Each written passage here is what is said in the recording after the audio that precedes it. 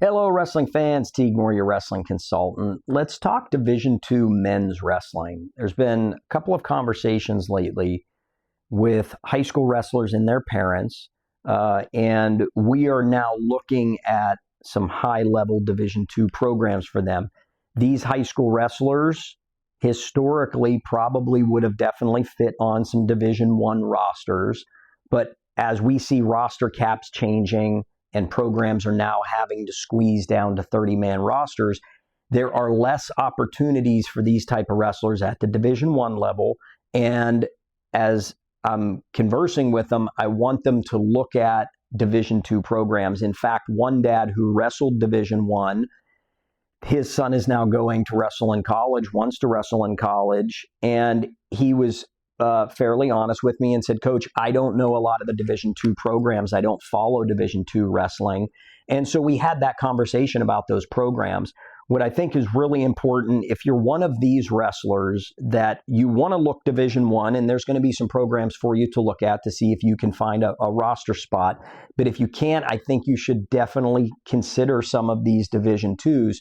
I simply looked at national results since COVID and how these programs are doing year in and year out, right? So I'm just going to run down the list real quickly. Nebraska Kearney, Wisconsin Parkside, McKendree, which is in Illinois, St. Cloud State, which is in Minnesota, Lander, which is in South Carolina, Central Oklahoma, Glenville State, which is in West Virginia, and University of Mary, which is in North Dakota. Now, some of those schools in the states I mentioned may be out of your region that you're looking too far from home. That's A-okay.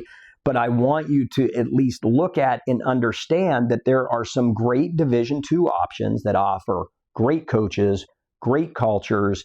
They're showing year in and year out. They can put guys on the podium. They can even put guys on top of the podium.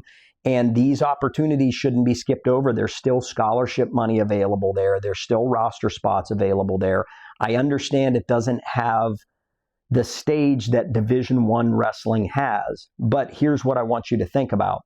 Most business owners, if they're doing an interview with you in 5 or 6 years, a lot of business owners aren't going to look at if you have a Division I next to your name or a Division II. They're going to be looking at your work ethic, your commitment, your time management, team culture. Can you be a team player?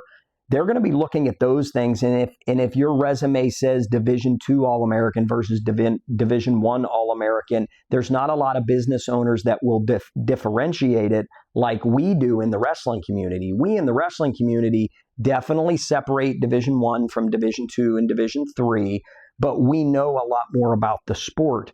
Down the road, if you have these accolades on your resume, these are great selling points for business owners and what they're looking for in employees. So from that aspect, I really think you should consider it, because down the road, if you get a great education, you had a great experience as a wrestler, and you either got the results, maybe you didn't get the results.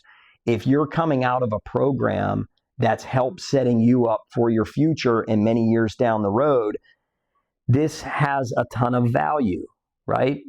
In the wrestling community, I understand that we look at national championships and All-American titles as the threshold, but you've got to understand there's going to be more than that when you move on with wrestling. Are you going to be in the best place possible to put yourself in the right position down the road? The right coach, the right school, the right opportunity can do that for you.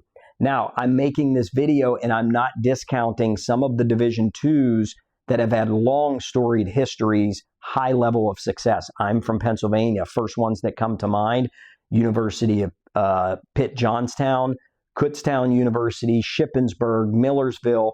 There's a lot of great D2 wrestling in Pennsylvania that have historically produced high-level wrestlers. Even Gannon University, that is now showing big results in Division II. Places like that. So if I'm a Pennsylvania wrestler and I want to look at my options in the Division Is, but I may not be able to get those roster spots that I want or the scholarship opportunities, looking Division II could fulfill that for you. Teague Moore, your wrestling consultant, thewrestlingconsultant.com.